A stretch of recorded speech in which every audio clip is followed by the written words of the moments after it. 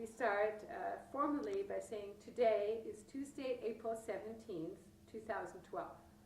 My name is Ulla Merz, and I'm here to interview David Bolduc and Richard Foy, who were instrumental in starting a farmer's market on the courthouse lawn in downtown Boulder. This interview is being recorded for the Maria Rogers Oral History Program as part of the collection recording the history of the Boulder County Farmers Market. I have with me Felicia Furman, who is filming the interview. Felicia's over there. Welcome, and thanks for being here. I'm so glad both of you had time to come here and join us for the interview. To begin the interview, I would like you to tell us where and when you were born and what brought you to Boulder, Colorado. You're staring at me? Yes. Okay. I was born in Muskegon, Michigan in May 30th, 1946. All right. And what brought you to Boulder? I was actually at that point, just before I came here in 1968, I was living in Los Angeles, and I came here because I was involved in anti-war activities. This was Vietnam War, not World War II. And so I came here to actually organize those kind of anti-war demonstrations, and it was nonviolent protests at that point. So would you call yourself an activist who was part of a... Oh yes, I mean that's what I was doing full time. Right. Yeah. And were you part of a group then? Yeah, there was a group called The Resistance, and our kind of agenda was not to cooperate with the draft. And many of my friends, and I was on my way to prison too. So, you know, that the agenda was actually to fill the prisons with, you know, people rather than, you know, the army. Oh, mm-hmm. And that was in 1968. Yes, and I'd actually been doing it a few years previous to that in Los Angeles, but that's why I came here to, you know, continue that. All right. And Richard, where and when were you born? How did you make your path to Boulder? I was born in New York City in 1944 on March the 6th. And then the family moved to Los Angeles. Well, you have something in common. You're following each other.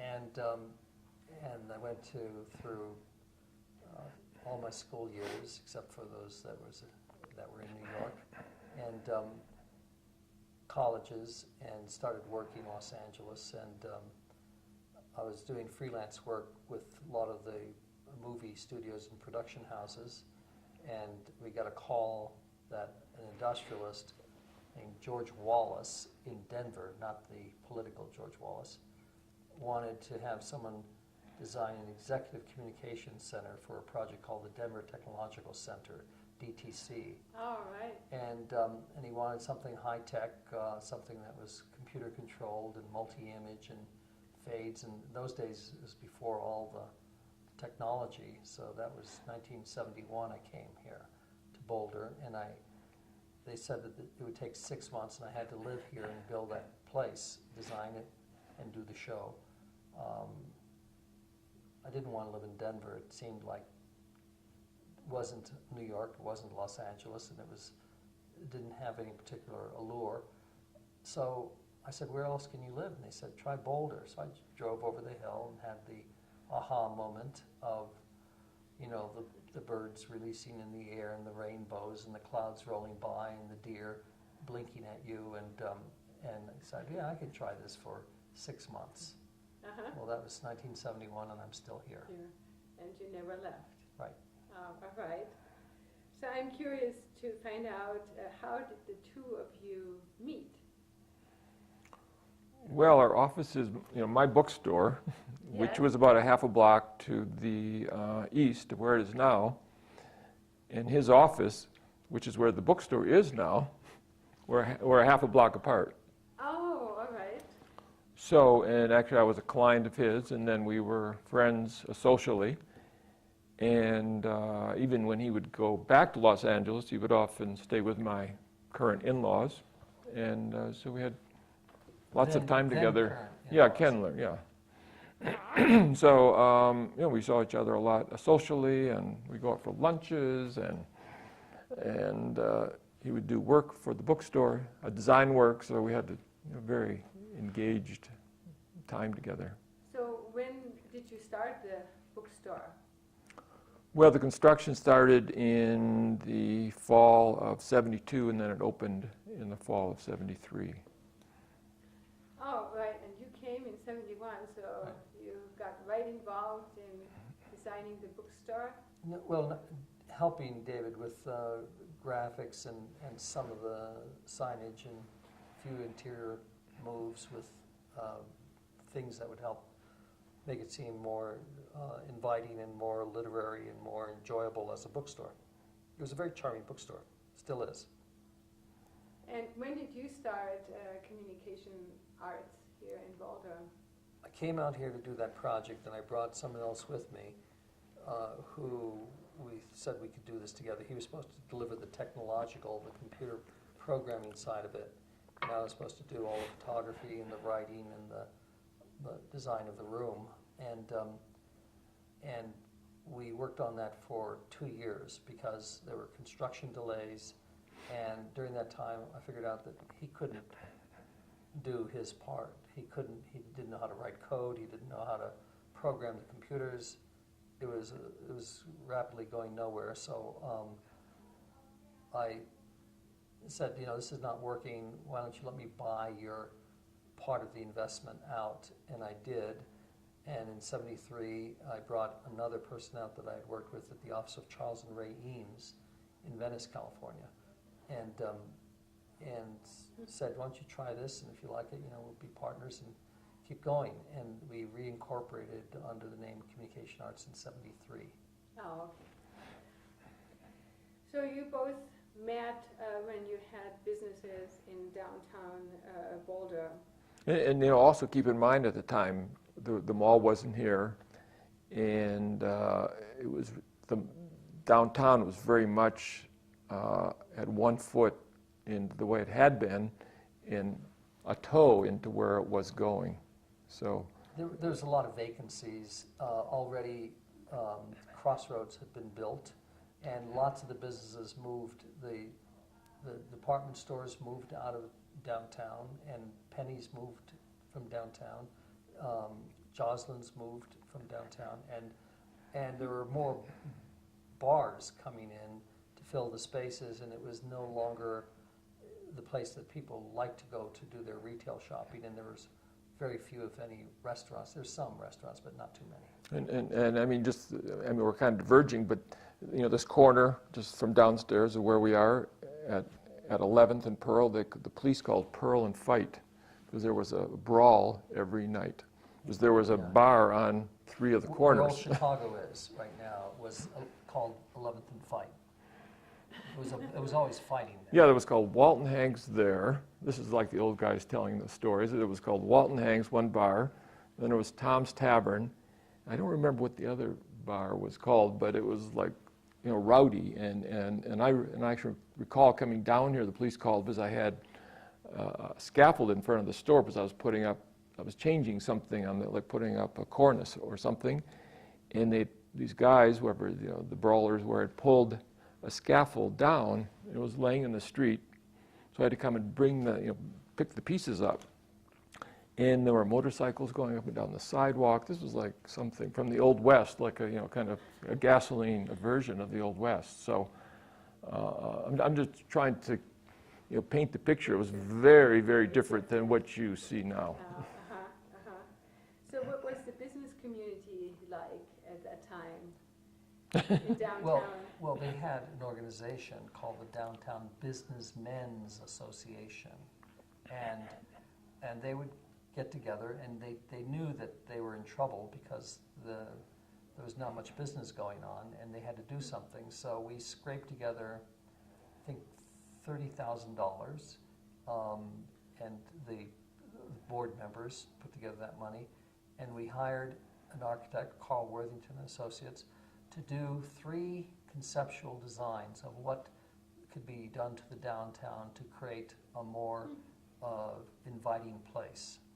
And so he did those 3 schemes, and then our organization took that to the city and said, we've invested this money into what could happen in downtown. We would like to get your help in making this happen, or making something happen downtown, because the path it's on right now, as David said, it was only 1 toe in this direction, and the other 9 toes were rapidly in decline. And so the city said, we think we need to do something for downtown, and they said, we will put out a referendum to see if we can put together a business improvement district, and then we'll put out an RFP, request for proposals, to see what kind of teams are attracted to the possibility of doing this. So that's what happened. The city put up a little money, the feds put up a little bit of money, and the referendum passed so that we were able to assess ourselves for 10 years. And the cost of improving the mall was $1.8 million in I think it opened in 1976 or 77, Mm-hmm. 77. Mm-hmm. And it took 10 years to pay off the half that we raised from all the property owners and business owners.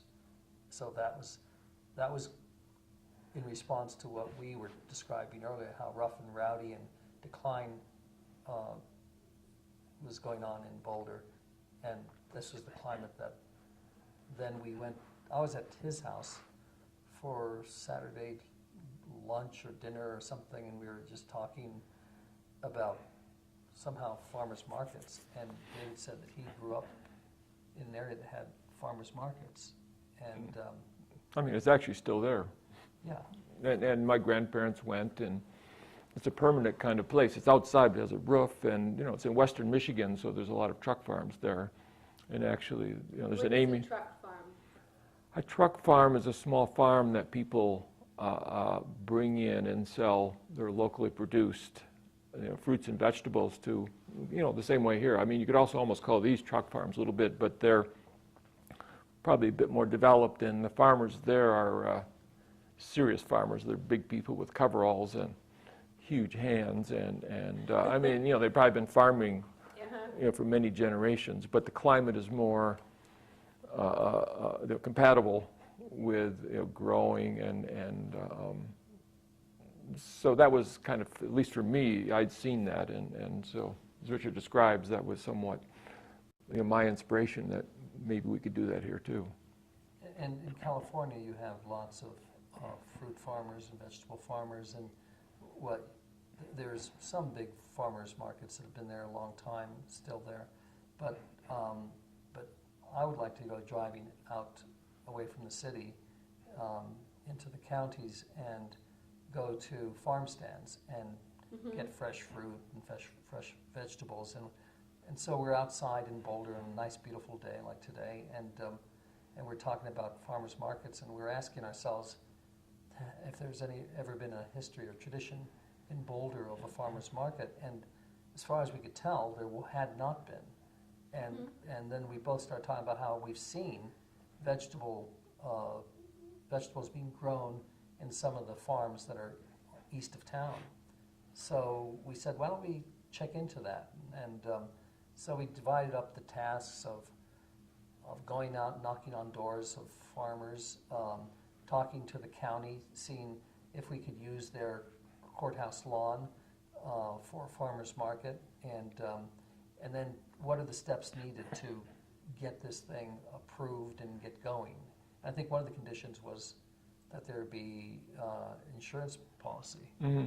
Well, just I actually recall going to this downtown Businessmen's meeting, which we are on the board, and we meet in the mornings, maybe once a month, and be all these guys and these older men, and smoking cigars in the morning, and that we went in and we had already talked about it, so we had to get their kind of support, and I think they were so. How did you do that to get that? Well, they looked at us but it was like they were so desperate for things to happen. we're the youngest guys there. I mean, by far. I mean, just as a side story, one man, who was a very sweet guy, walked out the door one time and fell over and had a heart attack, like dead, from the meeting. I mean, not from being in the meeting, but just from his health. He was the youngest guy. Yeah. But, you know, we wanted them to supply the insurance and everything, and so, you know, they did support, and I think they gave us a little money for a banner, and No, I paid for the banner. you paid for it, okay. It was $30. I went to a sign painter and said, how much should a banner of canvas cost that I could put up, put down? And I went to McGuckin's, bought the rope, and we just put it together. It was just an idea. We thought we'd try it. See if Did you convince any of the other members to Oh, yeah. join you? Well, they didn't join us in any kind of way to come, but they, you know, gave us their approval, and so then we were able to go forward. And I mean, one thing that I do recall doing is I went down to visit. There was an ongoing farmers market in Colorado Springs, and there was a man there who was the agricultural agent, and I visited with him, and he was very helpful.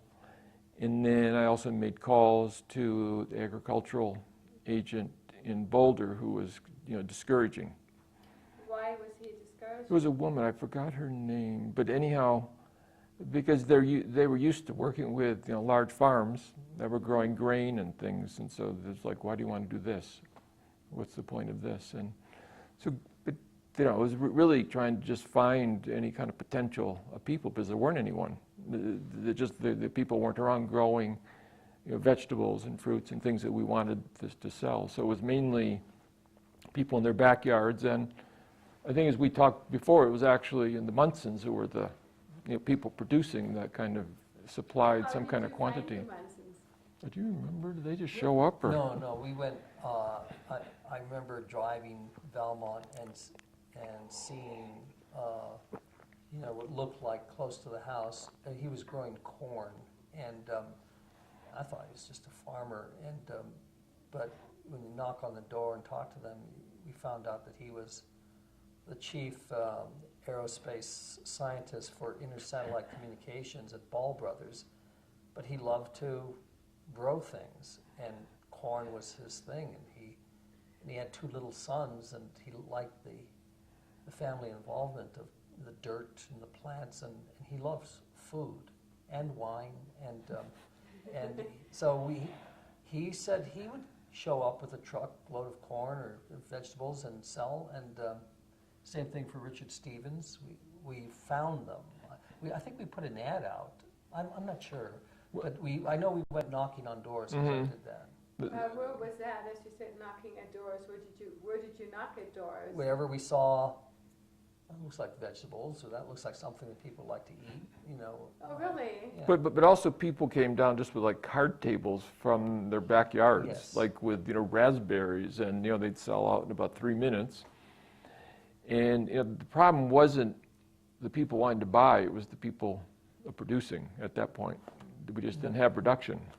And here's the thing, I was thinking about what you were saying, that the lack of interest by these older businessmen. I think they're all dead by now, we don't have I to know, worry. they are. And so what it was is they were coming out of the 50s, 60s mentality where we don't need to go to farmers. We have King Soopers, we have Safeway, we have Albertsons, and this is like food was a commodity that was bought at stores, and you don't need to do those old-time things anymore or buy it, you know, from a farmer. Ridiculous. So it was. We didn't know that we were bringing we were at the cusp of a new attitude toward food that was happening. We grew up eating that kind of food, so I grew up in a European Latin family that ate fresh food all the time. So we thought it was a good idea. We started it, and slowly it started to gain popularity. And there were all these food things. I mean, there was even a thing like pasta. All of a sudden became a big deal. Because there wasn't, back then? yeah, I mean, there was all of a sudden you go to restaurants that served, you know, pasta. I mean, especially I remember on the East Coast, it was like, wow. And then Japanese food. And I would go to Richard's, you know, restaurant when I go to Los Angeles, because he he would still go to Los Angeles and remember the Japanese, restaurants, so we'd go there. There was no Japanese restaurants here at all. Sushi was a big deal. Shogun, you're the book man. Do you remember when Shogun came out, the book? Oh, yeah, in the movie. No, the book was, Yeah, was that 60s? 70s, early 70s? Yeah, like early 70s, and then there was a series. And Noble House and all those. So that introduced Japanese culture to America. By then, you could forgive them for the war, and you could read a novel about their culture, and suddenly sushi restaurants broke out of Gardena. The only place in LA that had sushi restaurants was Gardena, where it was the Japanese agricultural community. It was the largest Japanese enclave outside of Hawaii, which then was second to Hawaii of number of Japanese per capita in that community. So they had great sushi restaurants, and I had studied Japanese culture in college, design, liked the Japanese culture, liked the whole Zen Buddhism movement, and went to their movies, and then I'd go to Gardena.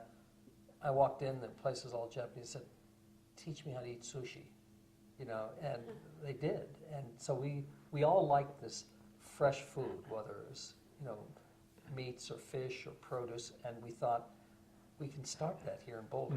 It was also the novelty of all these foods and cultures, and so we were riding that kind of energy that we all kind of take for granted now. But all those, the wineries, there were no wineries there, and there were no microbrew. I mean, all that was no Food Network. Way before Food Network, and so there's no awareness of food as a cult. But going out to restaurants when you would travel was a kind of, people still do it. I'm not so interested anymore, but all that kind of intrigue about new food and diet was just starting to happen. And so I think the farmers market was part of that. So then, right, there's so many questions I could ask you, right? So connections to farmers. Did you have any connections with farmers here in Boulder County? Not before the farmers market. Afterwards, I mean, the two most consistent farmers that I remember, and again, I could be forgetting some, were the Stevensons and the Munsons. And they latched onto the idea, they liked it. Stevenson was a professor of geography and at CU. And he and his wife, would come and they, just until recently, I mean, they were at the farmers market all through. And then after it got going, he had a shop to run every Saturday morning, and I had other things I had work to do, so we'd get it going. After a while, turning it over to Bob Munson, letting him collect the money and take care of the insurance, gave him the banner, told him which limbs to tie it on the trees in the courthouse lawn, and said, it's yours. Your sons now can climb those trees and put the banner up. But it was a few years that we would go down there very consistently throughout the summer and watch over it and take it down. So this went on for at least 2 or 3 years. We did that like every Saturday. Then they took it over, and it went 10 years, and then some competing market that started. So when did you start actually the market, the courthouse lawn? Are we thinking 75, maybe 76? Like that's probably Bob would have a better idea because I knew his sons were just kids, and he would know when that started. And I would have guessed 74, 75, somewhere in there, some mid-70s. Well, it was still a street. Yeah, it had to be before 77 or. So the mall wasn't built; it was still a street. Yeah. When you started. So what do you recall some of the other things you did? So you went from door to door and to find farmers. Lots of phone calling. I mean, that's one thing I can recall is trying to reach out. Oh, you know somebody, and then they would say, call this person. Then you call it. So lots of, why don't you come down and sell your things? And there weren't most of these people that were coming, if not all of them. This was not their livelihood at all, like it is now. These were like backyard people. This was hobbies, people that just thought this was a great thing to do, and it wasn't the money was like very, very secondary. And we didn't pay ourselves anything. We didn't. I think we got some free corn or something. We got some free corn every now and then if it didn't sell, and that was it. So we just wanted to get it rolling, and knew it was a good thing to do for the community. So Well, how and the courthouse lawn. Well, it's what was available. I mean, from my point of view, is what was happening is the mall wasn't built, or it wasn't even. We were just starting to barely talk about it. So here I had this new business, and downtown was in a very iffy kind of place. So my agenda was, we got to get things happening here that people are going to come downtown. Mm-hmm. So it was part of the survival of the business of this kind of program, which also had other, and then I could also see all the other things. Oh, great! If you're going to have farms, you're going to have open space, and more buffer from the encroaching cities, and so there were a lot of other agendas. But the main one I would say was really we want people to come downtown and make this the center of Boulder again. So how did you let people know that there is now a farmer's market? Put an ad in the paper. I guess we did some ads. We had this big banner, and there was a lot of word of mouth. But the people came. People really came. Oh, so they did come. Right at the beginning, people came. Mm-hmm. And so, what was the season of the market? Do you remember, or the times we had? Season of the crops coming in. So that would have been started a little later than now. Probably May, June, July. I would think June would have been the earliest, because probably whenever the fruits were coming would be like berry fruits would be the first. Maybe people with some lettuces, but it was later because we had to wait for things to come out. There was not a great selection, but there was enough to attract the market and have regulars come every week to get their corn or whatever they liked. Do you remember how many farmers attended? Maybe, the first year was really good. For some reason, I don't know, perhaps people got discouraged because it was so, the people bought their food so fast, but could have been 20 or 25 people even. Oh, really? But I mean, we're talking on card tables. Yeah. Not like stands with trucks behind them. But still, that's there, right? Quite a few farmers. I think some people even had flowers, and it was a very nice feeling. It was a very nice feeling, and people were like, wow, this is Boulder, and this is a part of Boulder we haven't seen before. So it was all this stuff was a transitioning that was kind of spinning and changing the culture. Yeah, I think this was also the time where the health food stores may have started. No, there was one health food store that came sometime around the same time, Hannah Kroger's New Age Foods. Yes. She was German, and she was also a natural healer. That had been around for like the mid-'60s. Yes. Because she'd been there, a lot of vitamins. It's just like right downstairs on Pearl Street. But there was another one over on Arapahoe that was the Green... The Granary. Yeah, the Green Mountain Granary. Green Mountain Granary. See if we Arapahoe, both the work together, our libraries. memories will kind of... Yeah, But it was very limited, the kind of food that was available. and that's where Mo Siegel started his Celestial Seasonings in John Hay, and they would go up into the foothills and gather herbs and flowers, and they would bag it and then sell it at the Green Mountain Granary and at Hannah's. But that was just the very beginning of the food movement. Not the beginning, because another guy named Kellogg came here from Michigan and started the Mount Sanitas Sanatorium, which was a healing center, and he was a Seventh-day Adventist, liked good food, natural grains, and he ran that. He started that. That was before our time, by a lot. Yeah. So actually what you're telling me that at the time you started the farmer's market, to buy fresh produce from the farmer was very difficult. It wasn't done unless you did it on your own. There weren't any farm stands that I was aware of, and I couldn't see any farm stands. they weren't there. There were larger farms growing grain, for cattle, Right. and that was about it. I think there was a sugar beet thing that happened too, but that was all kind of, really falling apart at that time. There may have been more industrial products, crops grown, but it never found its way directly to a consumer. Uh-huh. So why don't you tell me what a day at the market was like for you? As you said, you went down for several years every Saturday morning. It wasn't really that exciting. I mean, we put this big cloth banner up and between some trees, and then people started showing up with their card tables, and we helped them kind of find their place, and then we collected some little tiny amount of money from, I think it was maybe at the end of the sales, like a small percentage that we used to pay the insurance. And if someone had gotten hurt or something, I suppose, that's why we had to have this insurance.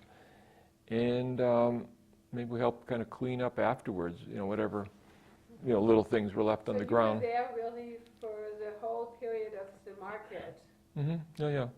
Mm-hmm. But probably was over by late morning, I thought, usually. Because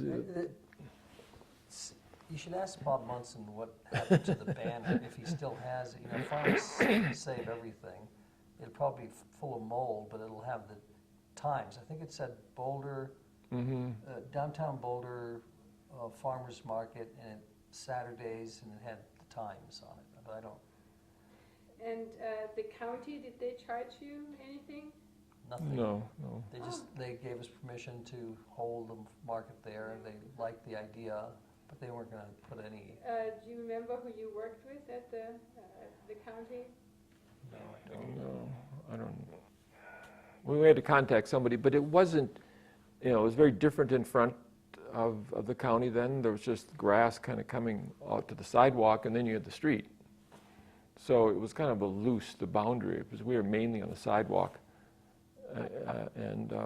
We asked them to, so if we could use the parking spaces along the west side of the courthouse lawn. There was no bathroom there, no mall, and it seemed like that was a good place to do it. It wasn't directly on Pearl Street, so we weren't going to slow traffic down or anything. Oh, yeah, so you were facing, what is that now? Bolduc 13th Cafe, Street. yeah. Yes, 13th Street. No, we were on Pearl Street, facing south. But I thought we moved it around the corner because... Did we wrap around the corner? Yes, we did, because of the traffic and... It was just the first year. I remember we were on Pearl. Yeah, first year we were on Pearl. So tell me a little bit what happened when the mall opened, and was the market still there, or how many By farmers? the time that happened, I think I had stepped out of it and let Bob run the banner and so forth, and I was concentrating on getting the mall, designing it right, and getting that built, and I lost track of it. I stepped away from it, and only would occasionally go and see how it was going. But it ran 10 years, I understand. Downtown, right there? Downtown, and then the other market started at 13th Street, which was not a real farmer's market. It was just a sell market where people buy from warehouse distributors food and sell it there, and crafts. And that went on for a while. And we lost the political connections. I forget what happened, but somehow this market merged with that market, and then it became a real farmer's market again. Oh, so there was yet another market in between Courthouse Lawn and 13th Crafts, combination crafts and food market, Good. but it was not local. It wasn't required to be locally grown. So people would go like to warehouses down in Denver and just bring up crates of Farmers something. markets occur in Cherry Creek right now, and they're the same kind of market. You go to the distribution houses, you buy it wholesale, you buy bananas at the farmers market in Denver. So it wasn't a farmer's market where local produce was grown, and it didn't have a bigger mission about the earth and bringing good food to the table. So how did you assure then at your early market that local farmers brought local produce and nothing, right, none of the other kind of produce? Well, there weren't any bananas, for instance, and it was so small you could just kind of look at it. It was like it had dirt still on it. We went out and found the farmers, All right. and then when someone would come and say, we would like to come sell our kids would like to set up a coffee table and sell. So it just naturally grew that way from being a local enterprise, not a commercial enterprise. And there might have even been some kids like selling a lemonade or something. I Yeah. slightly remember those, like, Yeah. So I mean, the lemons obviously yes. weren't grown here, but at the same time, they were making lemonade and had made it themselves. So, they just thought this was an interesting kind of, business thing to start. And So yes, it's a great opportunity. So there was a lot of that is very homegrown, what was happening, and, this looks nice. And I think we were inspired to do something that was community building, and rather than the nasty stuff that was happening in Boulder with people drinking too much and carousing and so forth. So it seems like on Saturday mornings, a great farmer's market with families can come down and have a sense of community and see what people are growing and talk to a farmer. That we like that idea, and that's the vision that we had, and it went in that direction.